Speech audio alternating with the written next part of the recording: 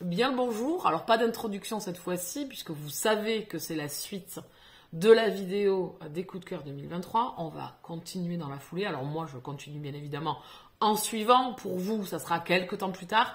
Je vous renvoie à la première partie de cette vidéo où je vous répertorie tous les coups de cœur que j'ai eus dans le début de l'année 2023. Et là on n'était pas tout à fait arrivé à la moitié, mais presque. Donc on va partir sur la deuxième partie de cette vidéo.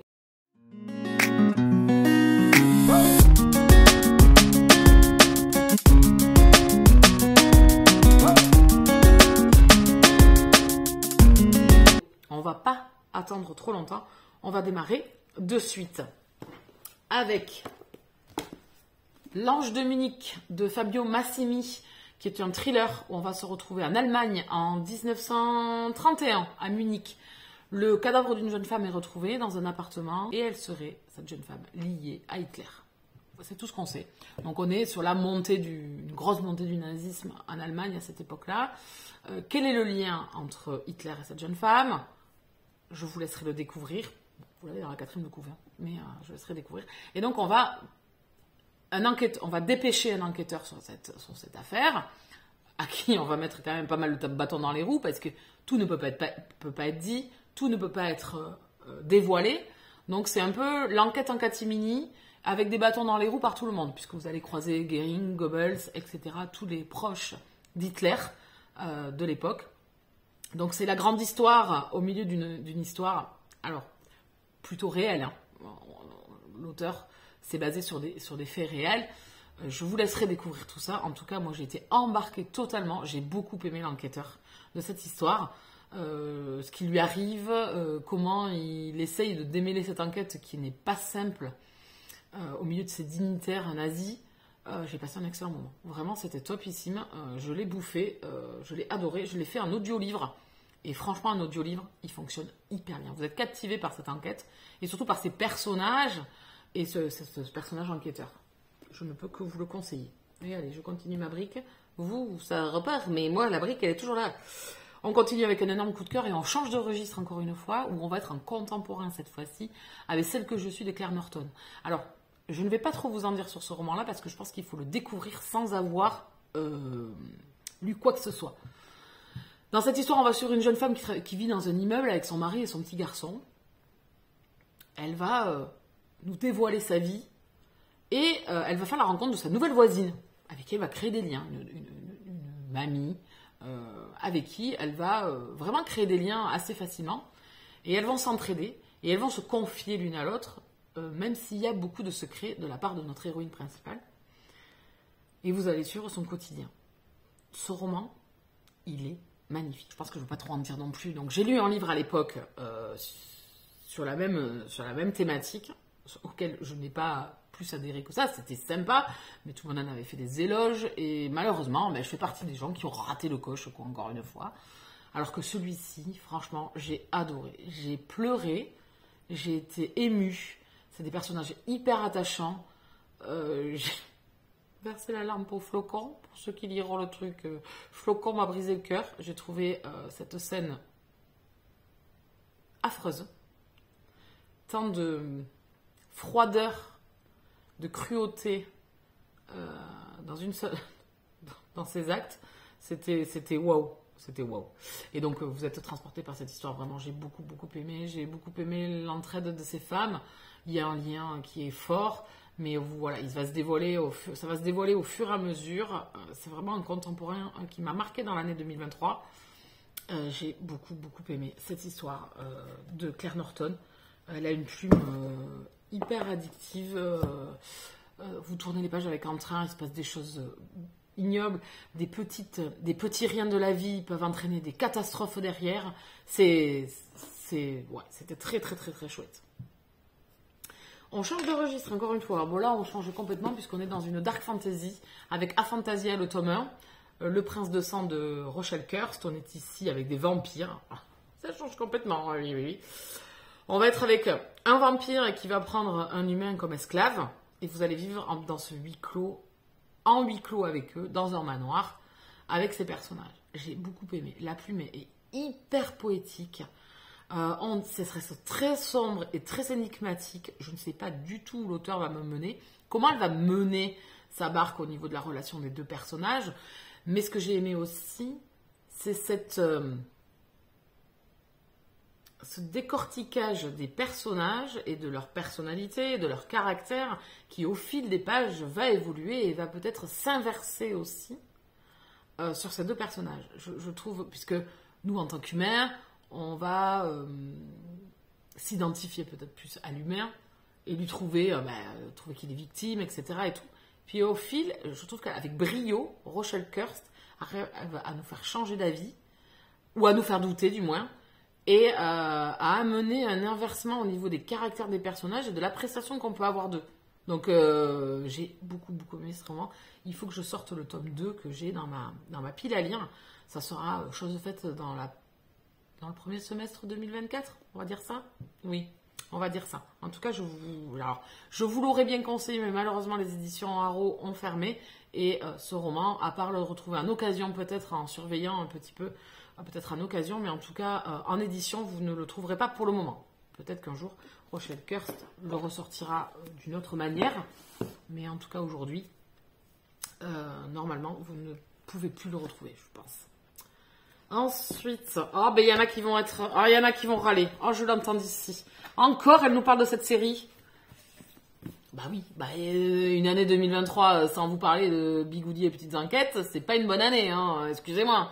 Donc en 2023, j'ai lu le tome 3, en début d'année, donc c'était en mai 2023, et en fin d'année 2023, j'ai lu le tome 4.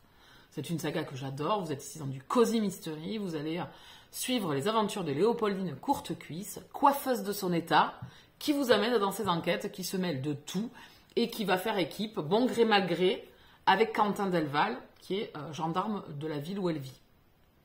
On va suivre également les personnages secondaires, qui sont ses enfants, ses amis, sa famille. Et je peux vous dire que dans cette petite ville de Walbourg, il y a de sacrés énergumènes.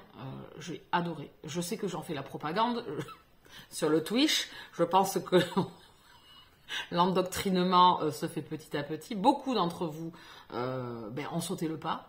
Et ce que j'ai adoré, c'est que beaucoup d'entre vous ont adoré. On reste dans du cozy mystery, vous prenez ces lectures-là avec beaucoup de fraîcheur, avec beaucoup de douceur, avec de l'émotion quand même. Et le duo Léopoldine et Quentin est un duo explosif. Je l'aime beaucoup et j'aime beaucoup le fils de Léopoldine qui m'éclate fortement. Lui et son petit acolyte Foufoune je les adore. Donc voilà, je vais pas vous reparler ici de Bigoudi et Petites Enquêtes, je sais que j'en parle beaucoup, mais c'est une saga qui, moi, me fait passer d'excellents moments. J'ai fait le tome 1 à l'écrit et j'ai fait les autres en audio-livre. Et un audio-livre, franchement, ça fonctionne, mais alors de ouf. Je pense que c'est ça qui fait aussi que c'est génial, même si le tome 1, je l'avais adoré aussi à l'écrit. Voilà, c'est une saga forcément que je vous conseille. Le tome 5 va sortir au mois de mai. Bien évidemment que je l'ai demandé. Et que j'ai hâte de vous en parler et de vous saouler encore une fois. Mais oui, on continue avec une saga encore une fois. Je ne sais plus où j'ai mis les bouquins. Ici. Avec un tome 1 et un tome 2. Donc normalement on doit lire le tome 3. On devait le lire déjà depuis un petit moment. C'est ma faute. Au royaume de Pierre Pével, que l'on fait en lecture commune avec Anne. Donc ici, vous êtes dans de la fantasy, pure et dure, heroic fantasy, un petit peu dans la même veine que Game of Thrones, Le Seigneur des Anneaux. Voilà, c'est vraiment de l'heroic fantasy, avec un anti-héros qui s'appelle Lorne, qui est chevalier. Et le royaume est en ébullition. Voilà, des guerres intestines sont toujours là. Et Lorne va être le pilier central de cette histoire. Et comme je vous dis, on est avec un anti-héros, donc on est avec un héros qui est vraiment pas le gentil. Et j'ai adoré. Vraiment, j'adore la plume de Pierre Pével, parce que pour les non-initiés, je dirais, je vais l'utiliser comme ça, en fantasy, je trouve qu'il amène une capacité et une facilité d'écriture, et pour nous, lecteurs, de tourner les pages sans difficulté, ou des fois ça peut être plombant, on n'est pas dans un Tolkien, quoi. On est vraiment dans quelque chose de plus rythmé, je ne sais pas, par sa plume, c'est vachement plus rythmé. J'aime beaucoup, on a adoré les deux premiers. On va lire le tome 3, donc ça devait être chose de faite, c'est de ma faute. Je pense que d'ici là, pareil, premier semestre, voilà, mai je pense, avril-mai, avril-mai-juin, voilà. Dans le prochain trimestre, je pense que on va se lire la suite, parce que c'est une saga en 5 tomes, et que je veux retrouver les personnages. Je sais que Anne aussi, hein, elle trépigne. Donc voilà, vous pouvez également le faire en audio-livre. La voix, je l'aime bien, mais j'ai trouvé il y a des voix qui sont quand même mieux en audio, mais ça passe quand même. Donc moi je l'ai fait celui-là à l'écrit et celui-là en audio. Voilà, et je pense que le tome 3, je me le ferai aussi en audio, pourquoi pas, à voir où j'en suis dans mes lectures. Mais en tout cas, si vous aimez la fantasy, Le Seigneur des Anneaux, Game of Thrones, La Guilde des Ombres, etc., je pense que ça pourrait fortement vous plaire. Le Porteur de Mort d'Angela Requin, ça pourrait beaucoup vous plaire, je pense. On continue on change de registre encore une fois, mais oui, on revient en romance contemporaine, même cette fois-ci, avec À toute vitesse de Sonny Way Loomis, Formule 1, 2 pilotes, une romance, des circuits, des voyages à travers le monde. Voilà, pour les tips, un Enemies to Lovers, une histoire excellente. C'est dans la romance contemporaine, moins de drama que dans ces romans précédents que j'avais lus, mais j'aime beaucoup, parce que ça montre que l'autrice se renouvelle, change, même s'il y a quand même quelques petits passages touchants. On va pas se mentir. Ah, on peut pas faire autrement, notre petite Sonny. Je vous rappelle que l'on a fait un live sur YouTube. Vous pouvez le retrouver sur ma chaîne. Un live en présence de Sonny qui nous parle de son dernier roman, Just Pretend. Bien évidemment, on reparle aussi un petit peu de ses autres romans, bien sûr et bien évidemment. Just Pretend qui va être dans la même veine que celui-ci, c'est-à-dire une romance contemporaine, mais cette fois-ci dans le milieu de la musique. Voilà, donc si vous aimez la Formule 1, que vous aimez les Enemies to Lovers, que vous voulez voyager, que vous voulez quelque chose de super bien écrit, une alternance de points de vue, on va avoir les deux personnages qui vont nous raconter l'histoire. Moi, ça, j'adore. J'ai eu un coup de cœur parce que ça change. Que je ne suis pas forcément accro et que je vais courir après les histoires de Formule 1 ou de circuit, etc. Et franchement, ça l'a fait trop bien. J'aime beaucoup la plume de Sonny. Je trouve qu'elle a une très belle plume. Et même sur du contemporain qui peuvent rester des romances plutôt... Alors, j'aime pas dire ce mot-là parce que je sais que les gens trouvent ça péjoratif, mais plutôt classique. Je trouve il y a des auteurs qui vous transportent, même si le schéma va être le même que pour d'autres romances contemporaines, ils arrivent à vous transporter. C'est le cas de Sonny. Donc allez-y, foncez. Ensuite, on change de plume.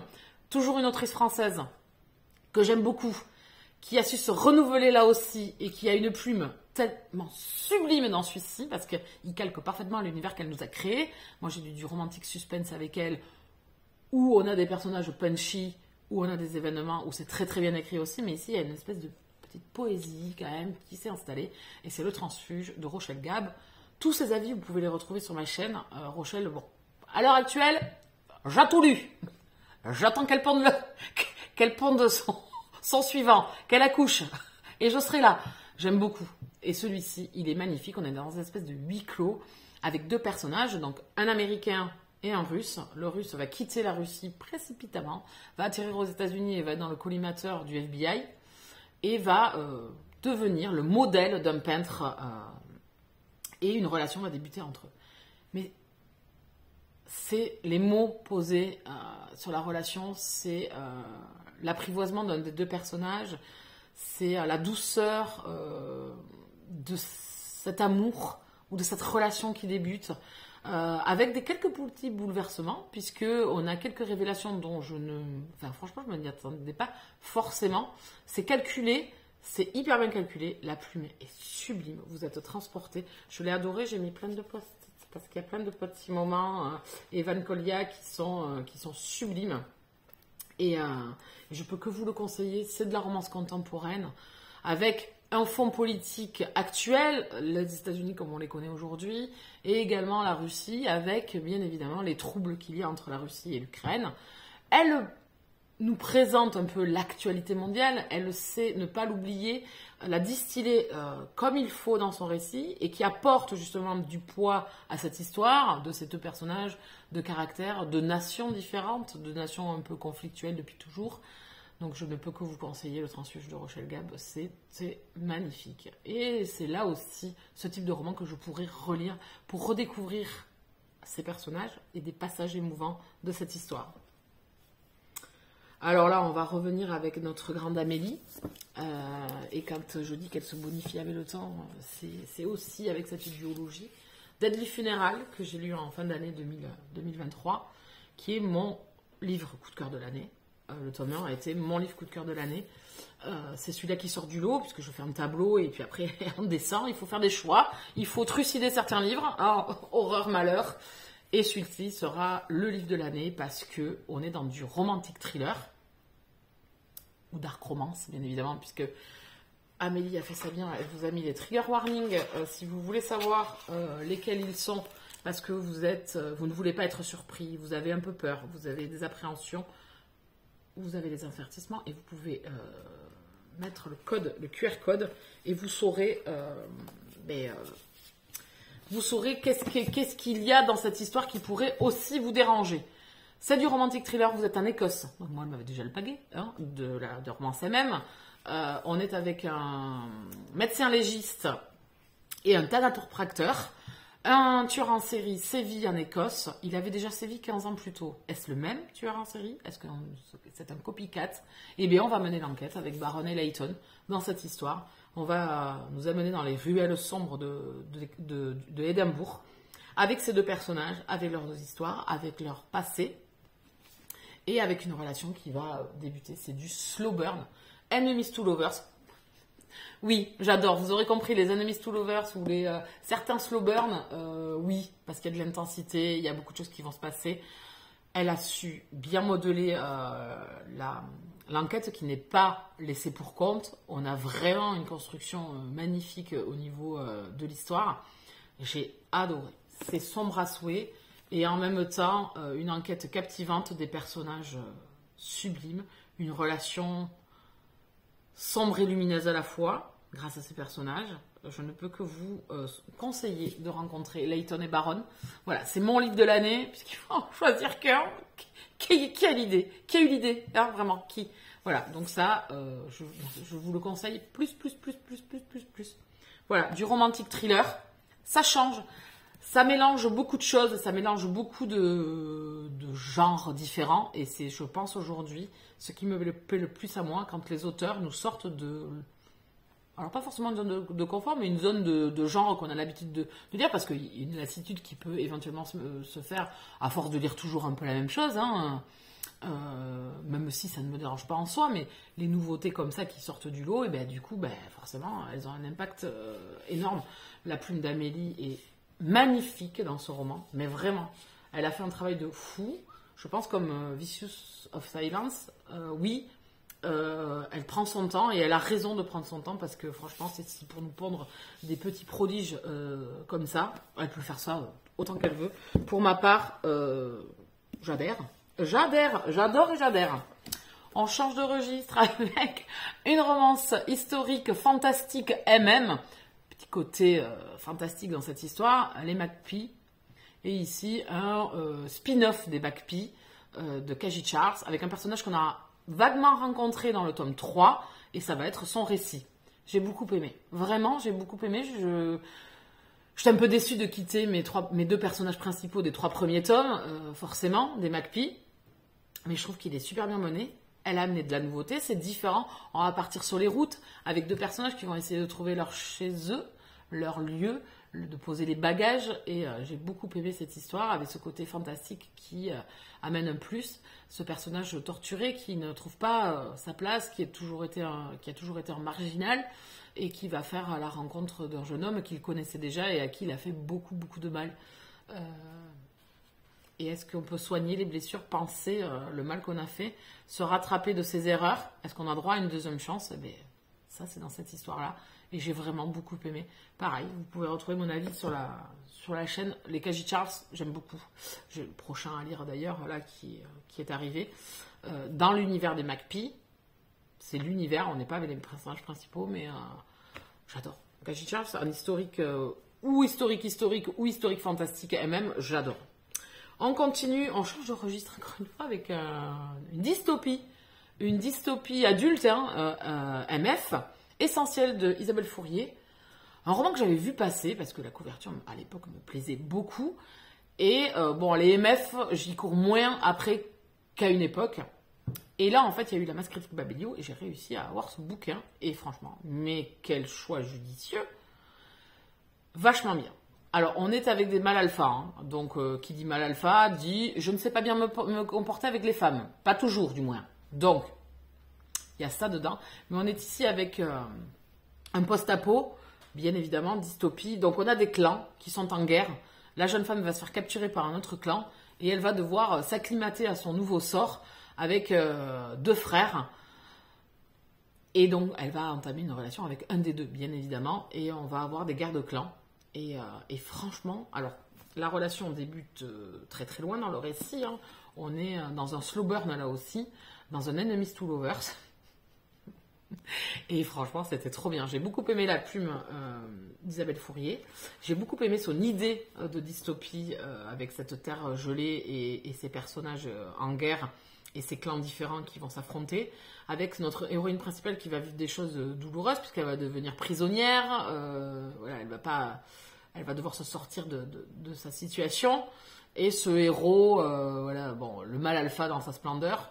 Pas forcément ce que j'aime encore aujourd'hui. J'aime bien que ça soit un peu plus fin, un peu plus, voilà, un peu plus fin. Mais n'empêche que j'ai passé un très très bon moment. Et franchement, King, c'est King qui s'appelle? Oui. King, franchement, ben si, il a réussi à m'alpaguer quand même. Voilà, son côté rustre s'atténue au contact de notre héroïne un petit peu. Donc il met de l'eau dans son verre celui-ci aussi. Donc voilà, je peux que vous le conseiller aussi parce que c'est un roman que j'ai vu passer un petit peu, mais pas tant que ça. Et franchement, j'ai beaucoup aimé. De la dystopie, en plus, j'en lis pas beaucoup, donc là, ça a vraiment fait le job. On revient sur Prince Captif. Alors, je l'ai lu en 2015, le tome 1. Donc, cette année 2023, en fin d'année, j'avais dit que je voulais faire des relectures à partir du moment où je vous ai fait la vidéo pour vous expliquer que je voulais faire des relectures. On est d'accord? Et donc là, je continue. Donc là, j'ai lu le tome 2 là, en début d'année 2024 et j'avais lu le tome 1 en fin d'année 2023. Est-ce que j'ai pris tout autant de plaisir à relire cette saga, cette trilogie plutôt? Oui. Oui.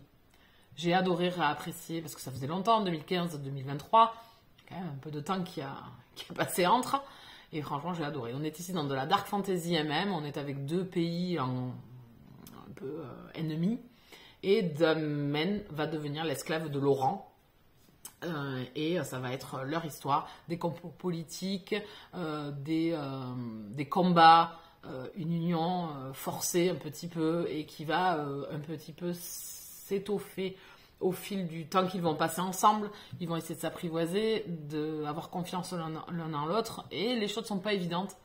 Donc le tome 1, voilà, c'est les prémices de cette histoire. Attention, public averti, j'ai bien dit, dark fantasy, il peut y avoir des scènes qui peuvent déranger à certaines personnes. C'est de l'esclavage, donc torture, violence, ça peut aller jusqu'à, voilà, des choses pas très très très très jojo. Mais j'aime beaucoup cette histoire. C'est un petit peu genre une épopée un petit peu à la romantique, un petit peu à Alexandre le Grand avec les conquêtes, etc. Ça y ressemble un petit peu. Donc voilà, si ça peut vous aider. En tout cas, moi, c'est une saga que j'adore et je vais continuer tranquillement au mois de mars à lire le tome 3 et les nouvelles. Et donc le dernier que je vais vous présenter, parce que oui, on arrive quand même à la fin du fin, avec un autre registre encore une fois, un western féminin. Les femmes sont à l'honneur dans cette histoire. Les femmes des Rizzi Ranch de Melissa Lennart. On va faire lecture commune pour le challenge Cocooning automnal cet automne. Je l'ai lu un peu en décalé, mais je l'ai lu. Et franchement, je me suis régalée avec cette histoire. J'ai beaucoup aimé les personnages. Là aussi, vous voyez, j'ai mis quelques petits post-it pour des passages qui sont vraiment touchants. On est ici avec des femmes qui vont essayer de se sortir de leurs conditions. Un homme essaye a essayé de les voler, hein, de les truander, leur a piqué leur terre. Elles deviennent des hors-la-loi. Elles vont faire des casses. Elles vont devenir un petit peu les Calamity Jane de l'Ouest. Et on va suivre leur histoire. On va suivre plusieurs personnages. C'est un roman choral où on va suivre la vision de cette histoire vue par plusieurs femmes. Si le début a été un peu dur à appréhender par la construction du récit avec des passages de journaux où on revient en arrière sur les événements et on n'a pas une impression de ne pas avancer, ça reste très très court, hein. C'est un passage au tout début. Après, j'ai pas pu lâcher le récit parce que j'ai beaucoup aimé ces femmes, leur destin, la vie qu'elles vont mener, et forcément c'est très touchant aussi ce qui leur arrive. Donc je vous conseille, roman féministe, tout ça, Voilà, ça change, hein, les westerns, l'impression que c'est que les hommes, et bien non, là non, et c'est tiré de faits réels, voilà, donc d'une histoire vraie. Avec je pense, quelques petites prises de décision par l'auteur qui diffèrent un petit peu, mais en tout cas, c'est tiré d'une histoire vraie, et j'ai vraiment beaucoup aimé ce roman, donc je voulais aussi vous le caser, et ça changeait encore de genre littéraire, bien évidemment. On a fait le tour, et on arrive à la fin de cette vidéo des coups de cœur de l'année 2023. Comme vous pouvez le voir, il y en a beaucoup, mais il y en a beaucoup parce que c'est des genres différents, des histoires totalement différentes. Je trouve que sur le lot, il n'y en a aucune qui se ressemble en fait. Et c'est ce que j'aime en fait. Vous pouvez voir un panel de choses différentes que j'aime lire. Et j'ai vraiment passé d'excellents moments avec ces romans. Je vous en ai déjà parlé dans l'année 2023, je sais, mais il était bon quand même de vous faire un petit rappel de toutes ces super lectures que j'avais fait. Donc oui, certains diront que j'ai peut-être le coup de cœur facile. Pas tant que ça quand vous lisez une centaine de livres et que là, il y en a à peu près, je pense, 20-25. Ouais, ça reste un quart de ce que vous lisez, donc c'est pas mal. C'est que je me connais quand même bien maintenant. Peut-être que certains de ces livres vous donnent envie, n'hésitez pas à me poser des questions ou me dire si vous les avez aimés, pourquoi. Peut-être que vous les avez pas aimés non plus. Dites-moi pourquoi, en restant bien évidemment correct, même si vous n'avez pas aimé, c'est pas la peine d'être virulent. Je ne pense que c'est pas la peine que je vous le dise aussi, vous le savez sur cette chaîne. Vu les personnes que vous êtes à m'écrire des commentaires ou à venir me voir sur les réseaux, vous êtes un peu dans la même veine que moi. Donc j'ai peu de peur. Non, j'ai peu de peur. Donc écoutez, vous pouvez me retrouver sur Instagram en MP, vous pouvez me retrouver sur les lives Twitch dans les lectures et papotes, où on papote certes, mais on lit aussi pas mal. Et en attendant, je vous laisse là. Abonnez-vous, un petit pouce, partagez-la. Allez, bisous câlins.